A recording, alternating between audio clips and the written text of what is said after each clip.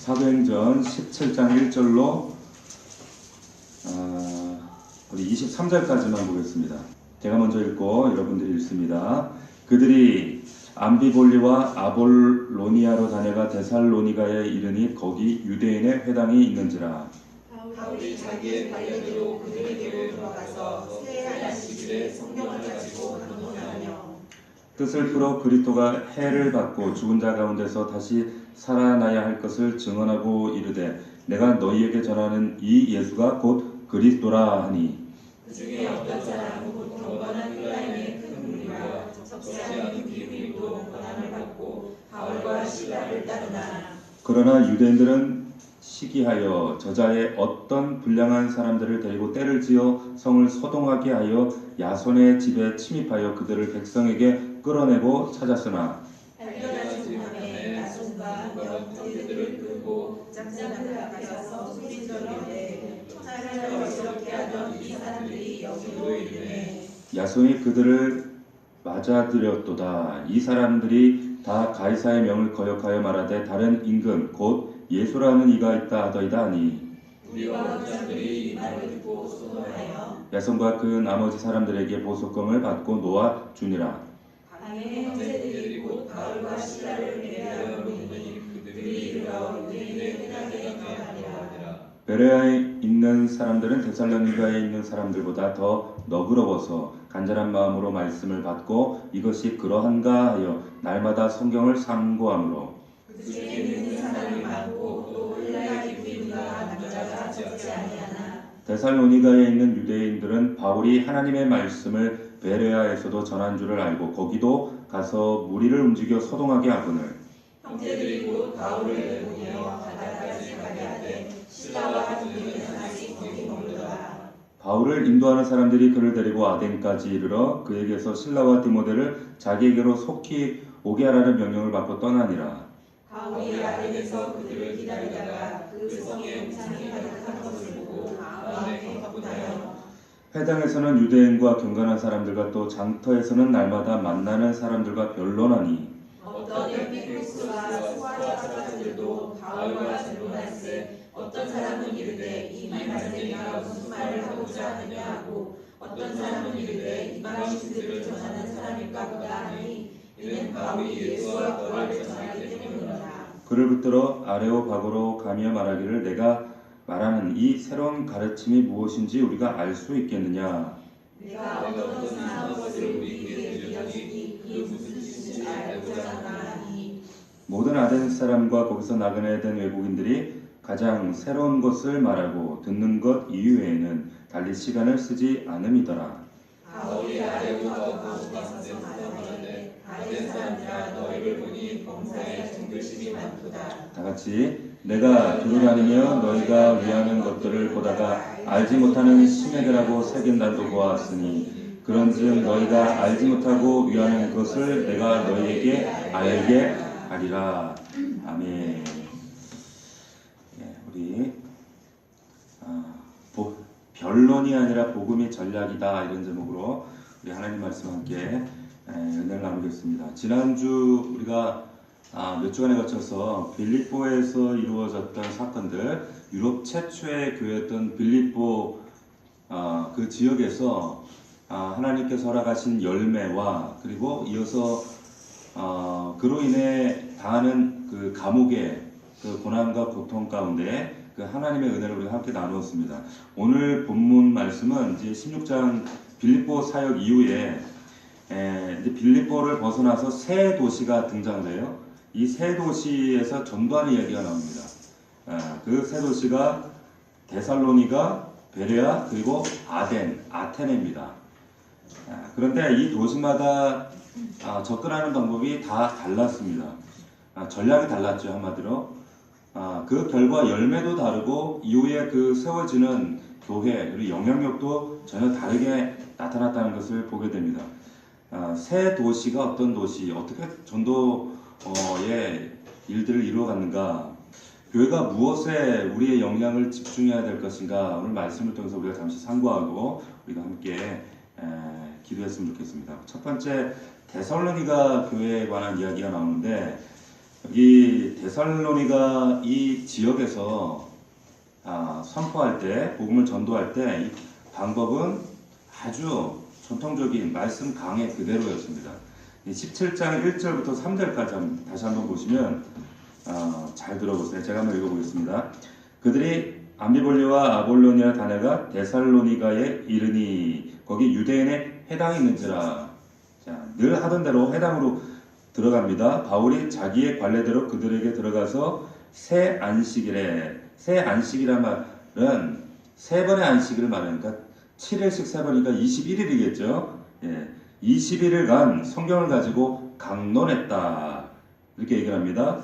어떤 강론을 했는가? 뜻을 풀어 그리스도가 해를 받고 죽은 자 가운데서 다시 살아나야 할 것. 다시 말하면 십자가와 그 부활 사건을 이야기했다는 거예요.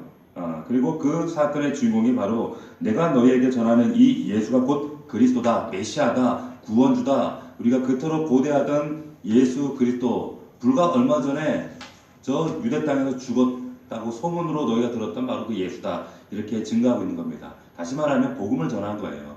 그 복음의 내용은 반드시 예수가 있어야 하고 십자가와 부활, 그것이 나와 상관 있는 사건이다. 이렇게 전한 겁니다. 자, 새 안식일 21일 정도 되겠죠. 21일 동안 성경을 가지고 강론했다. 이 강론이라고 하는 원어를 보면 쉽게 얘기해서 오늘날로 말하면 강해 설교입니다. 설교가 여러 가지 설교학적인 방법론이 있겠지만 가장 중요한 것은 강해 설교예요. 설교 본문의 하나하나 사건을 해설해가면서 질문하고 응답하고 비난법적으로 질문하고 풀어서 설명한다. 이 의미가 강론입니다. 이런 강론의 방법으로 지금 강해 설교를 해가면서 십자가와 부활을 바울이 설명해 나왔던 거예요. 자, 이 데살로니가라고 하는 지역, 우리가 그 말씀을 통해서도 이해할 수 있지만 굉장히 동네가 험한 동네였습니다. 말씀을 전하다 보니까 깡패들, 조직 폭력배들이 와가지고 막 복음을 전하지 못하게 방해하고 해방을 해요. 5절 보십시오. 5절을 보니까 그러나 유대인들은 시기하여 저자의 어떤 불량한 사람들을 데리고 때를 지어 성을 소동하게 하여 야손의 집, 야손이라는 사람이 등장하는데 이 야손은 그 헬라식 이름으로 예수라는 이름이에요. 예수. 그러니까 예수라는 그 히브리식 요호수아잖아요. 이게 흔했던 이름이죠. 그러니까 이 사람도 유대인이었다는 얘기예요. 근데 이 야손의 집에 침해서 그 바울 일행 내놔라 하면서 깡패들, 조직 폭력배들 데려가지고 지금 난리를 친 겁니다. 자, 이 사람들이 나중에 베레아까지 쫓아와가지고 끈질기게 복음을 방해했던 이 데살로니가의 그 동네 분위기가 그런 분위기였다는 거예요. 험악한 동네예요. 이런 지역에서 이 거칠기만 한 이 척박한 이 땅에서 지금 바울이 선교의 복음 전도의 전략을 뭐로 하는가? 강론했다는 거예요. 말씀만, 십자가와 부활만 전했다는 거예요. 담백하게 하나님 말씀만 증거했습니다. 결과가 어땠습니까? 당장에 드러난 결과는 보이지 않았는데 이 데살로니가 전후서를 보면 이 데살로니가 교회가 얼마나 정말 튼튼하고 건강하고 아름답게 자리 잡을 수 있었나라는 것을 알 수가 있어요. 우리 한번 데살로니가전서 1장으로 한번 가봅시다. 여기 17장을 딱 접어두시고 데살로니가전서 1장으로 한번 가보십시다.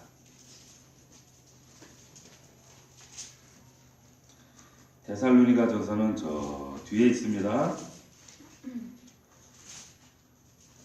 데살로니가전서 신약성경 329페이지 1장 3절.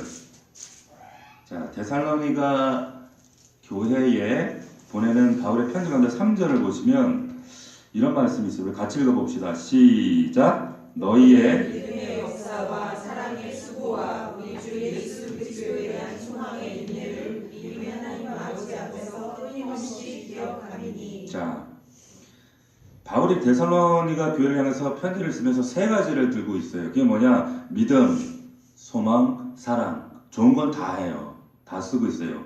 믿음 때문에 역사가 일어나고 있고 너희들의 믿음이 일을 하게 하고 그리고 사랑 때문에 수고하는 모습이 보여진다. 어떤 규율과 율법이 아니라 사랑이 동기가 되어서 너희가 수고하는 그런 아름다운 모습들이 보이고, 그리고 너희가 이 환난과 어려움 가운데 이 데살로니가 교회를 핍박하는 그 저작과의 훈련배들, 그 험난한 사람들이 있었음에도 불구하고 소망 때문에 너희가 인내하는 교회가 되었다. 갖다 붙일 수 있는 최고 찬사는 다 갖다 붙여요. 이 데살로니가 교회를 향해서. 우리 교회가 이런 교회가 되기를 축원합니다. 네. 믿음과 정말 수많은 교회들이 믿음 하지만은 정말 믿음 있는 교회인지 의문이 되는 이런 시기에 세상 사람들에게 정말 손가락질 당하고 개독교라고 욕을 먹는 이런 시대에 믿음을 실상으로 우리가 구체적으로 증거하면서 사랑이 동기가 되어서 사랑으로 하나님의 허락하신 수고를 가감없이 감당하게 되어지고 참 살아가기 쉽지 않은 이 척박한 이 땅이지만 인내를 가지고 소망 중에 살아가는 그런 교회. 데살로니가 교회가 그런 교회였다는 거예요. 그 정도로 은혜 가운데 정말 하나님 기뻐하신 뜻 가운데 서진 그런 교회였다는 거예요. 또 여기 6절, 7절, 8절 한번 보시면 6절에 보시면 이런 말씀이 있죠. 또 너희는 많은 환난 가운데서 성령의 기쁨으로 말씀을 받아 우리와 주를 본받은 자가 되었다. 다시 말하면 여기에 이 데살로니가는 여기도 그 증언하고 있지만 환난이 많은 교회였습니다. 예수 믿으면 깡패들이 쫓아오는 그런 동네에 얼마나 핍박이 많았겠어요. 이런 환난과 핍박 속에서 7절 말씀해 보니까 그러므로 너희가 마게도냐와 아가의 모든 믿는 자의 본이 됐다는 거예요. 그 지역의 수많은 교회들에게 이 데살로니가 교회가 모델이 되었다는 겁니다. 환난을 이기고 사랑과 소망과 믿음의 많은 교회들에게 모델이 된 그런 교회였다라고 하는 거예요. 8절에 보니까 주의 말씀이 너희에게로부터 마게도냐와 아가야에만 들릴 뿐만 아니라 하나님을 향하는 너희 믿음의 소문이 각처에 퍼졌으므로 우리는 아무 말도 할 것이 없노라. 무슨 말이에요? 말이 필요 없는 교회라는 거예요. 말이 필요 없는 교회다. 데살로니 교회를 이렇게 바울이 칭찬합니다. 그 소문이 자자한 교회였어요. 왜요? 교회 건물 때문에? 건물이 커서? 사람들이 많이 모여서? 목사가 유명해서? 그게 아니라 사랑과 믿음과 소망이 있는 교회였다는 거예요. 그러니까 그 수많은 교회에 이렇게 뚜렷하게 두드러지게 되었다. 이 얘기입니다. 자, 어떻게 이런 교회가 세워지게 되었어요? 다시 17장 우리 사도행전으로 돌아오면 새 안식일 동안 신실하게 복음이 첫 단추가 되어서 복음이 기초가 되어서 십자가와 부활의 복음을 전했다는 거예요. 잘 보세요. 교회가 세워지는데 가장 중요한 건 복음이에요. 십자가입니다. 교회에 뭐 그럴듯한 요즘에는 설교가 그냥 그럴듯한 강연이죠. 성경적 강연, 성경적 뭐 자녀교육, 성경적 부부생활, 성경적 무슨 뭐 노인학교 뭐 이렇게 성경이라는 단어만 붙겠지만 그것이 과연 성경적인가, 교회적인가, 복음적인가 라고 하는 것들을 생각해 봐야 돼요. 그러니까 복음이 예수 그리스도의 십자가 복음이 유럽으로 가서는 문화가 되고 미국으로 가서는 그것이 비즈니스가 되고 우리나라에서는 뭐가 됐다 그랬어요? 기업이 됐다 그랬어요. 그 기업이 대기업이 되었어요. 교회도 기업이 돼서 복음을 빙자해서 복음이 아닌 것들을 팔고 있는 거예요. 가장 중심에는 복음이 있어야 돼요. 믿음에 왜 굴곡이 있는가? 그 안에 복음이 생명력이 없기 때문에 여기저기 우리 마음이 요동할 수밖에 없는 거예요. 복음이 생명인 것을 여러분들 꼭 기억하시기를 주의 이름으로 축원합니다. 자, 두 번째, 그 다음으로 갔던 도시가 어디냐? 베레아입니다. 베레아. 자, 이 베레아 여기서도 참 말씀 앞에서 그 하나님 말씀에 대한 태도가 참 좋은 그런 교회였어요. 여기 11절 보십시오. 17장 11절 같이 읽어봅시다. 17장 11절 시작. 베레아에 있는 사람들은 데살로니가에 있는 사람들보다 더 너그러워서 간절한 마음으로 말씀을 받고 이것이 그러한가 하여 난 성경을 상고함으로. 자, 여기 베레아 사람들의 특징, 데살로니가에 있는 사람들보다 더 너그러웠다 그래요. 옛날 성경에 보면 더 뭐라 그랬어요? 신사적이다, 젠틀했다는 거예요. 이 말의 의미는 뭐냐면 성품이 고상하고 그뿐만 아니라 이 사람들의 교육 수준이, 지적 수준이 높았다는 뜻이에요. 한마디로 상놈이 없었다는 거예요. 다 양반이었다는 거예요. 그리고 이게 중요한 거거든요. 그 마음의 터전이 신사적이다, 젠틀하다라고 하는 거 굉장히 중요한 겁니다. 이 자세예요. 또 말씀을 대하는 태도가 좋았는데 여기 보니까 간절한 마음으로 말씀을 받았다는 거예요. 간절한 마음으로 말씀을 마음같이 잘 준비되었다는 거예요.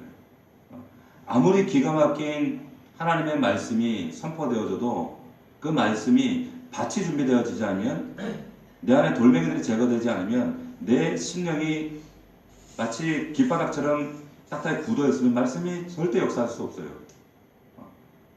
그래서 참 우리 안에 있는 하나님께서 걸러내기를 원하시는 돌멩이들, 길잡박 같은 마음들, 이걸 기경하는 작업이 그래서 예수 그리스도 안에서 우리가 복음 안에서 필요하다는 거예요. 왜 우리가 양육을 하고 제자 훈련을 하는가?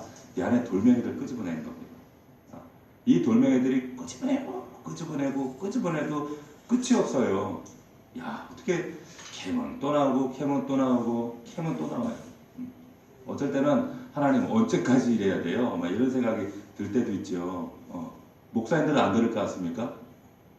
목사는 더 많아요. 왜? 생각을 더 많이 하니까. 그러니까 머리가 되게 빨리 쉬잖아요, 제가. 고민하고 하나님 앞에 늘 제가 영적으로 고민하는 것이, 하나님 왜 목사인데 좀 안에서 돌멩이가 안 나올 법도 한데 이렇게 끊임없이 하나님 끄집어내게 하십니까? 그런 고민 많이 합니다. 자, 이 베레아 사람들은 그러한 사람들이었다는 거예요. 그런 마음을 가지고, 간절한 마음을 가지고 또 말씀을 받고, 이것이 그러한가요? 날마다 성경을 뭐 했다 그랬어요? 상고했다는 거예요. 이게 우리 교회 말로 하면 뭐예요? 복상했다는 거예요. 이게 복상. 읽었다는 뜻이 아니에요. 상고했다는 말은 읽고 왜 그렇지 고민하고 질문하고, 그것이 말씀을 깨달아진 대로 내 삶의 관념이 아니라 구체적인 증거가 되도록 이것을 끊임없이 적용했다는 그 이야기가 바로 상고라는 뜻입니다. 우리말로 복상이에요. 큐티라는 거예요. 이런 사람들이 바로 베레아 사람들이었다는 거예요. 자, 요한복음 5장 39절을 보니까 이런 말씀이 있어요. 너희가 성경에서 영생을 얻는 줄을 생각하고 성경을 상고하거니와, 여기도 상고하거니와 있죠. 읽는 거 아닙니다. 복상해야 돼요. 복상. 바빠서 복상하는 거예요. 내가 말씀이 없으면 하나님께서 나에게 조명하시고 깨닫게 하실 때 말씀이 없으면 자꾸 자의적인 해석을 합니다. 그리고 말씀이 없기 때문에 하나님께서 답답하니까 꿈을 주시는 거예요.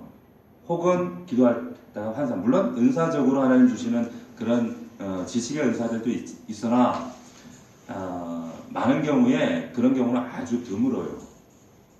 말씀이 있을 때 말씀으로 하나님께서 깨닫게 하시고 분별하게 하시고, 꿈도 환상도 예언도 말씀이 없는 것들은 다 근거가 될 수 없습니다. 명확할 수 없습니다. 그러니까 말씀이 가장 명확하고 선명한 계시예요. 하나님의 음성이에요. 그래서 이 말씀을 상고해야 됩니다. 끊임없이 분석하고 이것을 적용하고, 이것을 관념이 아니라 내 안에서 구체적으로 구체성 있는 실상이 되도록 하는 작업이 매일매일 복상하는 거예요. 이 복상의 공력이 쌓이면 여러분 반드시 보십시오. 1년 복상한 성도와 5년 복상한 성도가 달라요. 어떻게 다른가 보십시오. 우리 교회에서 분명히 다릅니다. 삶의 내용이 다릅니다. 하나님을 경험하는 분량이 달라요. 믿음의 역사들이 달라요. 겸손의 태도가 달라요. 그래서 여러분들 꼭 복상하셔야 돼요. 자, 이 데살로니가 교회, 이 베레아 교회의 공통점이 있죠. 어떤 공통점이냐? 말씀 앞에서 겸손함이 있었어요. 그리고 오직 말씀만을 증거했던 교회였어요.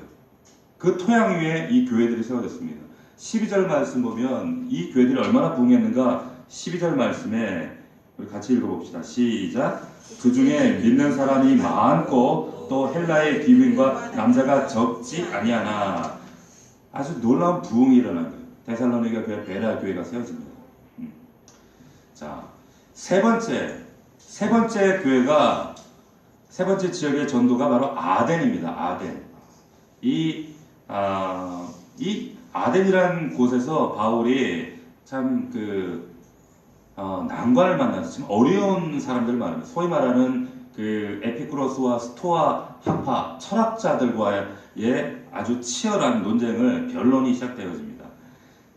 여기 18절에 보니까 같이 읽어봅시다. 시작. 어떤 에피쿠로스와 스토아 철학자들도 바울과 쟁론할세 어떤 사람은 이르되 이 말쟁이가 무슨 말을 하고자 하느냐 하고 어떤 사람은 이르되 이방신들을 전한 사람인가 보다 하니 이는 바울이 예수와 부활을 전하기 때문이라. 자, 여기서 선택한 방법이 뭐냐? 17절에 보면 해당에서는 유대인과 경건한 사람들과 해당에서는 유대인과 경건한 사람들, 경건한 사람들이라고 해서 헬라인들 중에서 이방인들 중에서 유대인으로 개종한 사람들 말하는 거예요. 그들과 또 장터에서 날마다 만나는 사람들과 뭘 했냐? 강론이 아니라 변론을 해요. 이 변론은 치열한 논쟁입니다. 이 아테네에서 주로 행하는 철학적 논쟁을 변론이라고 해요. 왜? 바울도 논쟁만큼은 자신만만했거든요. 가말리엘 문화생에서 그런 헬라 문화권의 철학과 그리고 학문과 그런 수사학과 이 모든 것을 다 가지고 있던 사람이 바울이었어요. 자신만만했던 거죠. 그래서 이들과 이제 논쟁을 합니다. 이 처음 만났던 사람이 이 에피쿠로스, 우리 학교 다닐 때 많이 배웠잖아요. 에피쿠로스, 쾌락주의자들. 이 쾌락주의자들 이렇게 우리가 알고 있는데 우리가 생각하는 이 사람들 그렇게 방종했던 사람들이 아니에요. 이 에피쿠로스 학파, 이 에피쿠로스라는 사람의 이름을 따라서 에피쿠로스 학파들이 생겼는데 쉽게 얘기하면 이 사람들 자연주의, 그냥 좋은 게 좋은 거고, 그냥 선악의 구분도 없고, 우리에게 주어진 뭐 그대로 자연스럽게 순리대로 그냥 자연스럽게 살아가는 게 좋은 거야. 그렇게 생각했던 거예요. 그냥 우리가 생각하는 것처럼 막 방종하고 뭐 난잡하고 쾌락을 추구하고 그렇게 무분별하게 살았던 그런 사람들이 아닙니다. 우리 1960년대 우리 세대는 아니었지만은 그 미국에서 어떤 탈가치 그리고 기존의 물질 문명 이런 가치관을 배척하고 자유한 생각을 가지고 어떤 인간성을 회복하자. 이 물질이 본질이 아니다. 이런 가치 체계를 이렇게 부정했던 그런 저항했던 그런 그 문화가 있었어요. 그 문화가 뭐였죠? 히피라고 하는 거였죠. 히피 문화가 있습니다. 근데 그 히피라고 하는 그 문화의 어떤 저항 운동의 내용들을 보면 사실 그렇게 나쁜 것들이 아니에요.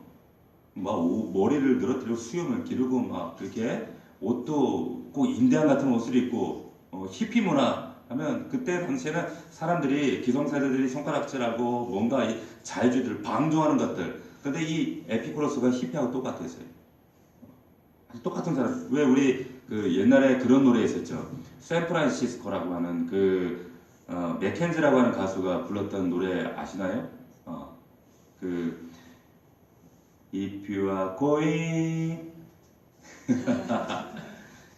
샌프란시스코 그런 노래가 있었잖아요. 그 노래 보면 샌프란시스코에 가면 꽃을 머리에 꽂아라 뭐 이런 가사가 있었어요. 그게 뭐냐면 이 히피의 상징이 비둘기와 꽃이었어요. 그 노래 얼마나 좋습니까? 샌프란시스코 노래 들으면 야 뭔가 어디를 떠나야 될 것 같고 히피 족들의 성지가 샌프란시스코였어요. 그래서 그 노래가 참 많이 불려졌죠. 근데 이 에피쿠로스 학파가 그 내용적으로 보면 똑같아요. 어떤 기성 물질 문명과 그리고 기성 세대 그런 어떤 고착화된 그들의 가치관에 대항해서 자유와 자연으로 돌아가자, 인간성을 회복하자 이런 운동이 히피 운동이었거든요. 자 반면에 이 스토아 학파 는 지식인들 가운데 많았습니다. 이 제논이라는 사람이 상시했는데 모든 것이 하나님이고 그리고 모든 것이 하나님 뜻이고 모든 말하자면 범신론이에요. 이 스토아는 이게 가장 오늘날 현대에 비슷하게 나타나고 있는 것이 불교예요. 근데 불교가 좀 다른 게 있어요. 그게 뭔가 하면 금욕생활을 하면서도 모든 만물이 다 신이 있다는 거죠. 그것이 문화에서 음악에서 좀 두드러지게 나타나는 그 현상이 바로 뉴에이지라는 겁니다. 그러니까 스토아가 가지고 있던 그 사상과 배경이 오늘날 그러니까 이 뉴에이지 하면 떠오르는 사람이 누가 있어요? 음악가들이 떠오르죠. 음악가 하면 그 대표적으로 안드레 가뇽, 조지 윈스턴 참 많이 들었잖아요. 이게 그런 음악인지도 모르고 들으셨죠? 이게 뉴에이지 음악이에요. 범신론. 모든 게 하나님이고 모든 게 하나님 뜻이고 그냥 이 길 가라 저 길 가라 올라가면 다 그 천국이야 라고 하는 그 사상. 너도 신이 될 수 있고 나도 신이 될 수 있어 라고 하는 사상이 뉴에이지인데 그 뉴에이지의 뿌리가 스토아예요. 스토아파의 그 생각입니다.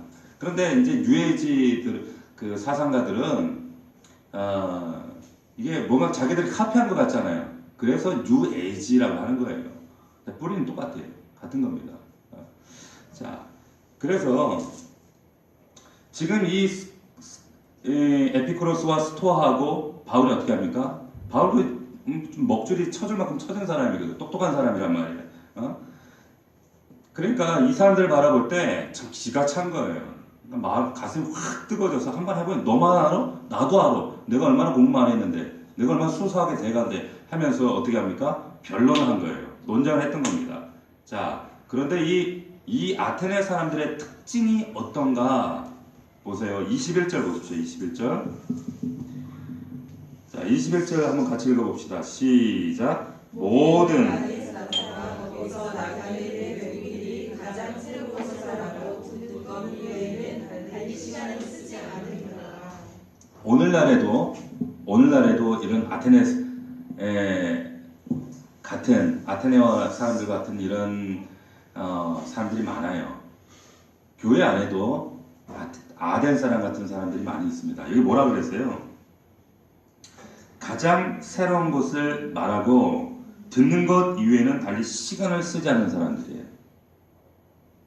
새로운 것을 듣는 거 좋아해요. 말하는 거 좋아해요. 뭐 새로운 성경 공부, 새로운 말씀, 자 이런 거 듣는 거 좋아합니다. 그런데 그 외에 달리 시간을 쓰지 않는 사람들, 이런 사람들을 종교인이라고 하는 거예요. 말씀, 관념이에요. 새로운 어떤 말씀이든 성경 공부든 이 관념이 삶 가운데 구체적으로 증명되지 않으면, 삶으로 나타나지 않으면 그게 무슨 우리의 삶 가운데 하나님의 능력이 그 성육신 하신 말씀이 나와 무슨 상관이 있겠어요? 아무 상관없어요. 그렇게 사는 그리스도인들을 아덴 사람이라고 하는 거예요. 오늘날 아덴 사람인 거예요. 말씀이 육신이 되어 우리 가운데서 일하시고 역사하심을 그 하나님 예수 그리스도 그 들은 말씀이 내 삶에 해석되어지고 복상 가운데 구체적으로 적용되어지고 구체적인 실제가 되어서 그 말씀 가운데 내가 한 주간 싸운 그 말씀으로 주일날 우리가 기쁨과 감사와 환희에 찬 그런 감격의 예배를 드리는 게 주일 예배 아니에요. 그거 없이 맨날 말씀만 듣고 돌아가면 세상 사람, 주일날 오면 잠시 교회 사람, 아덴 사람이에요. 바울이 그들을 바라볼 때 얼마나 불쌍해 보이고 또 속에서 불이 났던지 이제 논쟁을 하는데 변론을 하죠. 변론을 하는데 결론이 어떻게 났어요? 별로 열매를 많이 못 거뒀어요. 못 거둡니다. 자, 바울이 다녔던 도시 가운데 유일하게 교회가 세워지지 않은 교회 지역이 아덴입니다. 데살로니가 교회, 베레아 교회, 고린도 교회, 여기에 지금 아덴을 떠나서 고린도로 가잖아요. 그런데 아테네 교회 들어보셨어요? 소아시아 교회는 아테네 교회가 없어요. 다른 지역에서 많은 사람들은 없는데 여기서는 소수의 사람만 없습니다. 물론 여기에 대한 해석을 달리하시는 분들도 있어요.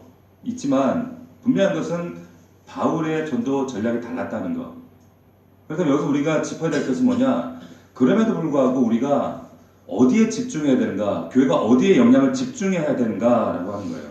변론이 나쁘다는 거, 설명하고 변론하는 거, 이것이 뭐 극단적으로 그래서 안 된다 그렇게 생각하는 것도 옳지 않다고 생각해요. 저는. 왜냐, 복음을 증거할 때, 우리가 복음을 이야기할 때 분명한 하나님 우리에게 이성을 주셨기 때문에 납득되어지는 변론과 설명과 이해가 있어야 돼요. 무턱대고 예수 천당, 불신지역 이런 식으로 전도하는 것 아니에요. 예수님 설교도 보면 얼마나 쉬워요. 납득이 되어지고 정말 쉬운 설교예요. 우리 예수님 설교는 심오하고 깊은 어려운 설교가 아니었어요. 너무 야, 저 새 봐라. 야, 저 들에 핀 꽃 봐라. 누가 먹이냐? 하나님 먹이자. 너 왜 건심해? 예? 야, 저 강도 만난 사람 봐라. 야, 누가 진짜 이웃이니? 너무 쉬워요. 너무 쉽잖아요. 자,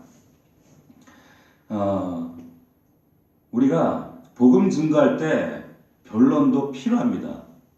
어떤 설득, 접촉할 수 있는 접촉점이 무시되면 절대 안 돼요. 이런 복음에 관해서 구체적으로 또 알려주고 하기 위해서 애썼던 학자들이 많이 있었잖아요. 뭐 C.S. 루이스, 뭐 요즘 같으면 톰 나이트, 혹은 뭐 일리스턴 맥그라스, 뭐 이런 분들 보면 다 변증, 필립 얀시 이런 분들 보면 복음에 대해서 얼마나 이성적으로 납득할 수 있도록 고통이 뭔지, 복음이 뭔지, 왜 하나님의 은혜인지, 왜 하나님 침묵하신지에 대해서 너무 쉽게 변증해주고 있어요. 변론해주고 있어요. 이것이 필요하지 않다는 거 아니에요. 그러나 제한된 폭이 있어요. 자, 실질적으로 우리가 그 복음을 저도 노량진에서 숭실대학교, 중앙대학교, 대학생 사역들을 할 때 학생들에게 사형리 정도, 혹은 생명의 다리 정도, 혹은 제 개인적인 간증 정도, 혹은 불신자들, 주로 그 무신론자들, 불교 학생이나 아예 모르는 학생들은 논쟁을 잘 안 해요. 그런데 무신론자들 있죠?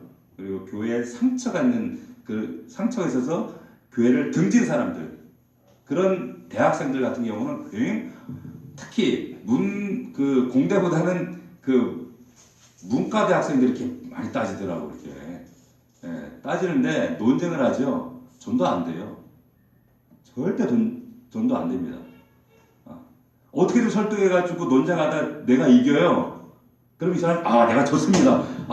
역시 참 목사님 대단하십니다. 당신의 논리에 내가 홀딱 넘어갔습니다. 다음 주부터 교회 가겠습니다. 한 명도 안 그래요. 한 명도 안 그러고 졌습니다. 그런데 교회는 안 갈래요.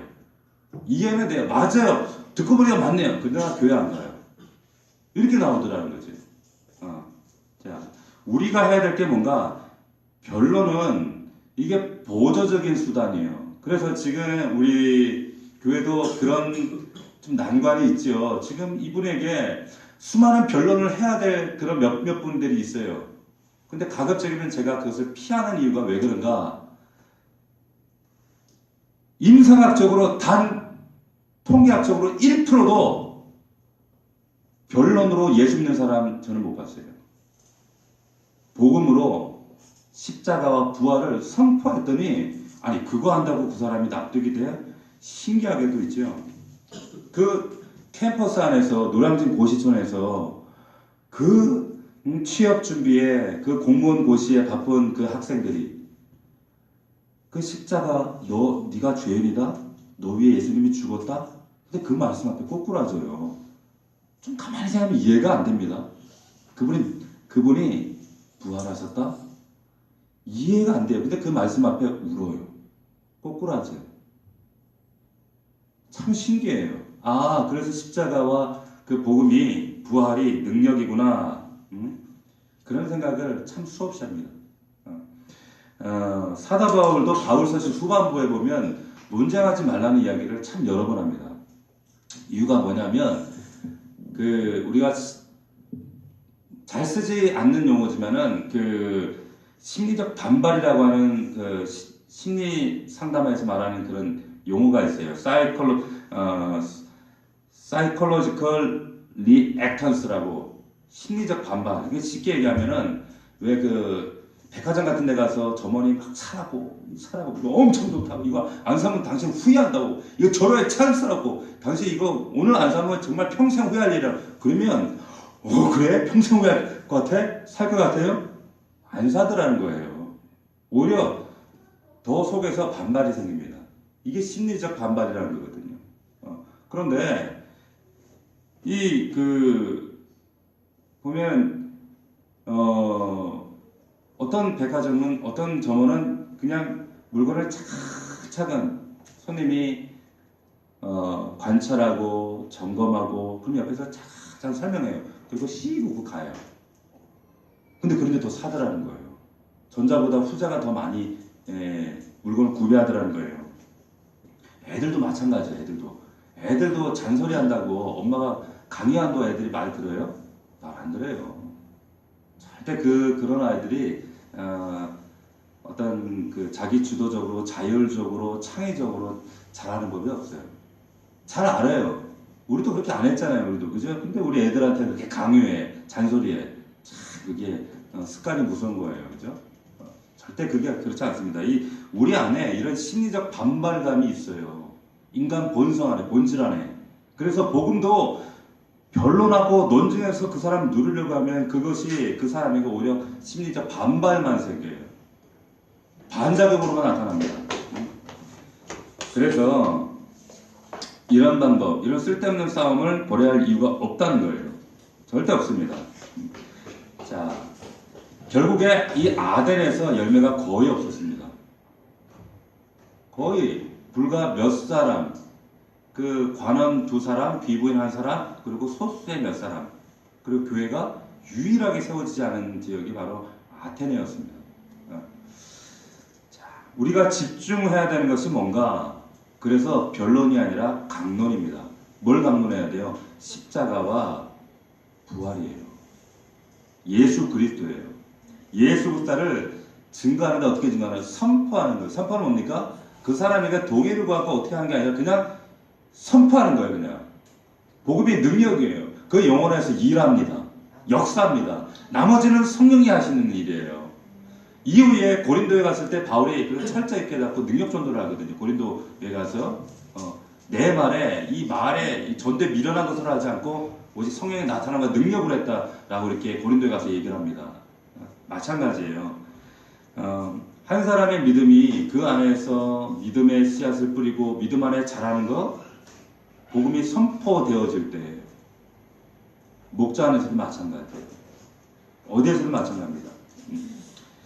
그렇기 때문에 항상 이 복음 안에서 우리가 관계하고 복음을 선포하고 전하는 게 중요해요. 근데 복음이 선포되어지면 참 희한해요. 복음이 선포되어지는 그 자리에 꼭 사단이 방해합니다. 그리고 복음대로 살면 반드시 사단의 방해가 있어요. 그냥 설교도요, 그냥 설교하면 별 그게 없어요. 그런데 복음을 선포하면 꼭 여러 가지 사단의 방해 역사가 있어요. 그 왜 그런가 하면 그만큼 복음을 싫어한다는 거예요. 그리고 그 복음에는 능력이 있기 때문에 사단이 그만큼 몸서리 치는 겁니다. 우리 저번에 그 감사주일, 우리 1주년 감사예배 때 그날 우리 또 믿지 않는 분들과, 그날은 감사주일, 사실은 복음에 대한 말씀을 새로 오신 분들이 있어서 하는데, 그때 방송이 한 번도 그러지 않는데 방송이 계속 꺼졌잖아요. 근데 그때 언뜻 제 생각 속에 드는 게, 야, 사단이 엄청 싫어하는구나, 지금 이 자리를. 복음이 선포되어지고 복음이 그 심령에 들어가는 것을 싫어하는 거예요. 한 번도 그런 일이 없었잖아요. 스피커가 갑자기 꺼지고 그래서 쌩으로 하고 그랬지 않습니까? 그게 그냥 나타나는 현상이 아니라 영적 현상이에요. 엄청나게 방해해요. 복음이 이렇게 정말 하나님께서 성령 안에서 복음을 선포하려면 또 이상하게 예배 가운데 방해하는 것들이 괜히 저쪽에 뒤에서 사람이 갑자기 엉뚱한 짓을 하고 괜히 막 애들이 산만하게 왔다 갔다 더 그날따라. 그리고 전에 교회 때는 꼭 평상시에 안 그러던 사람이 그날따라 와가지고 계속 모자를 썼다 막 그러지 않았나. 왜 이상한 아줌마가 또 앞에 앉아가지고 또 짧은 치마 입고 다리를 꼬았다 풀었다 막 이런 괜히 신경 쓰이게 하고 그게 의식적으로 한 게 아니라 그게 그렇게 사단이 장난을 해요. 아주 유치한 장난들을 합니다. 우리가 그럼에도 불구하고 복음에 집중하고 복음을 전할 때 하나님의 역사가 나타난다는 거. 여기에 하나 덧붙여서 필요한 게 뭐냐? 간증이 들어가면 좋은 거예요.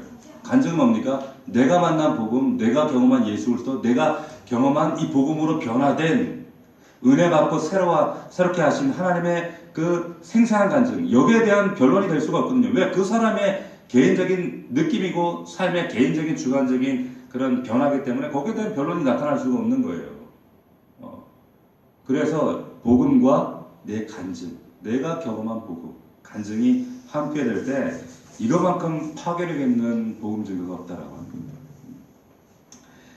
자, 우리가 복음에 정말 복음대로 살려고 몸부림칠 때는 방해가 있을지라도 우리가 복음에 더 집중할 수 있는 우리 저와 여러분들이 되기를 주의 이름으로 축원합니다. 자, 여기에 보면 그래서 우리 기억해야 될 게 있어요. 그게 뭐냐? 베레아 교회처럼 그런 마음의 자세도 중요하다는 거예요. 결혼하지 말 것, 그리고 베레아 교회처럼 그런 열린 마음으로 하나님 말씀을 내가 정말 생생하게 내 안에 받아들이고 있겠다라는 그런 신사적인, 옛날 성경의 신사적인 그런 마음의 그 토양이 중요하다는 것. 그리고 세 번째 중요한 게 뭐냐? 아까도 얘기했지만 제한적인 변론이라고 하는 거, 복음이다. 복음을 붙들어야지 다른 거 붙들면 안 된다라는 것. 이것들 우리가 다시 한번 생각할 수 있는 저와 여러분들이 되기를 주의 이름으로 축원합니다. 우리 교회가 이 자리에 존재하는 이유는 우리가 늘상 얘기하지만 복음 때문입니다. 교회 하나 더해서 그리고 사람 늘리는 게 목적이 아니라 바른 복음을 전하는 거예요. 그래서 우리 교회 모토가 우리가 잘 아는 대로 다시 복음입니다. 로마 교회에 로마서를 쓰면서 바울이 가장 절실하게 얘기했던 것, 너희가 다시 복음을 듣기를 원한다. 교회 다니고 있는 성도들에게 복음이 필요했다는 거예요. 왜? 그러면서 16절, 17절에 복음이 하나님의 능력이요, 그 복음 안에 하나님의 하나님 앞에 설 수 있게 하는 의가 있다. 그렇기 때문에 이 복음이 우리에게 생명과 같다 이렇게 선포하고 있어요. 우리에게 맡겨진 직분이 있습니다. 사명이 있습니다. 그 어떤 사명보다 가장 중요한 것은 영혼 살리는 거예요. 내 가까이에 있는 내 가족들, 그리고 내게 붙이신 사람들, 이것이 마치 아덴 사람들처럼 그냥 새로운 것을 듣고 논자하는 것, 이것만 좋아했던 아덴 사람들이 끝나면 그냥 신앙이 관념이 되는 거예요. 종교이 되는 거예요. 그것이 아니라 내 삶에 구체적으로 내가 붙들었던 말씀, 복상했던 말씀이 생명이 되어서 믿음의 씨앗이 되어서 한 영혼을 변화시키고 살리고, 하나님 앞에 결산할 때 가장 남는 거는 너 뭐 직분을 뭐 했니, 너 봉사 뭐 했니, 뭐 헌금을 얼마 했니, 이거하고는 아무 상관없어요. 아무 상관없어요. 뭐예요? 예수님께서 부활하셔서 마지막으로 하신 명령이 뭐였습니까? 내 양을 먹이고 치라는 거예요. 영혼을 관리하는 거예요. 영혼을 산다는 겁니다. 하나님 나에게 붙여주신 영혼들, 그들을 내가 먹이고 살리는 거예요. 이게 하나님 앞에 결산할 때 남는 장사예요. 여러분들이 기억하셔서 정말 복음으로 영혼들을 살리고 증거할 수 있는 저와 여러분들이 되기를 주의 이름으로 축원합니다.